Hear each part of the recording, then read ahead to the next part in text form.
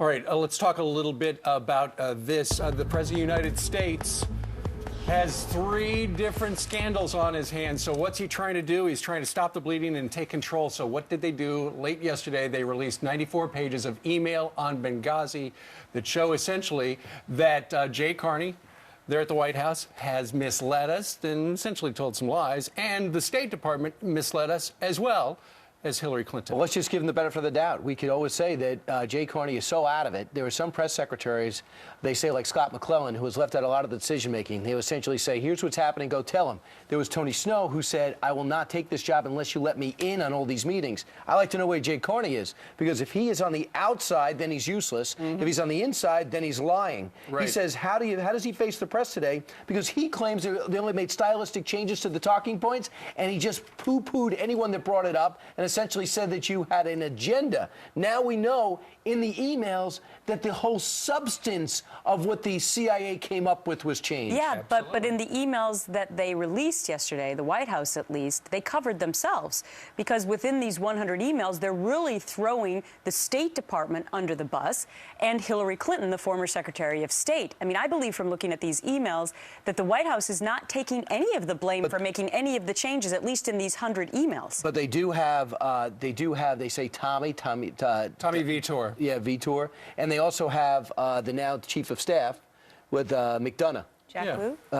No, he's Secretary of Treasury now. But he is also figured in there. What these 94 pages do, and keep in mind, these came out 3 days after the attack. And what they were trying to do is they were trying to figure out, okay, we need to come up with some talking points. And so the CIA came up with these talking points and talked about the real dangers and talked about terrorists and stuff like that. Next thing you know, the State Department goes in there and they go, this is bad, essentially for Hillary Clinton. So you got to change all that. So that flies in the face of what Hillary said. She said it was, the talking points was an intelligence product, but, it was, and that the intelligence community was the chief decider about what went into the talking points. And yet, that's not true. The intelligence community prepared stuff, and then the State Department's going, oh, no, you can't put that out there because that's going to make us look bad. And so then they wound up changing everything. But they did go along, the CIA did go along with the changes. And that's a big question for me this morning is... Why? Two things. Why would the CIA go along with these obvious changes, changing the whole line of thinking, number one? Number two, who is actually ultimately in charge of making these changes? Who in the hierarchy? Is it the CIA? The State Department, the White House? The White House, the president. But who's the final person to sign off? Does the State Department have this kind of power to be able to tell the CIA what to do? It looks like that in these particular email exchanges. Or was there somebody else who actually really signed off on this at the end? Well, you're talking about the president. The buck stops ultimately with him, and he's got all these people in the White House.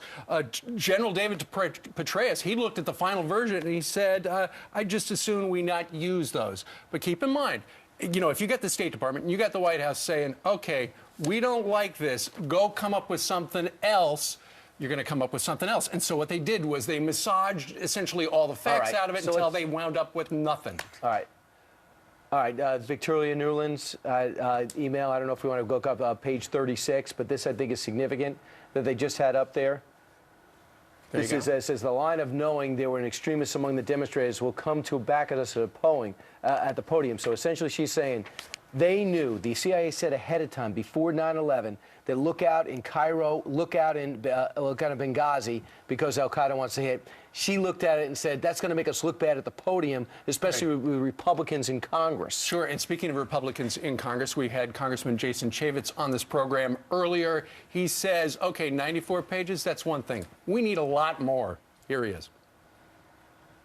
I will always applaud the release of documents. I just need everybody to understand the perspective. While these 100 are good and they shed light on what happened, we have nearly 25,000 that they haven't released. And so it begs the question, particularly of the unclassified documents, if you're okay to release this short window of documents, which is really between the 14th and 15th of September, what about the ones before and what about all the ones after? Let's go ahead and release those as well if you're going to fulfill the president's promise that as he gets new information, he'll release it. That's why some people are thinking that the State Department's been thrown under the bus by the administration with the release of these particular particular emails, hoping potentially that the story might go away. Just one more point about the former CIA director, David Petraeus. Why?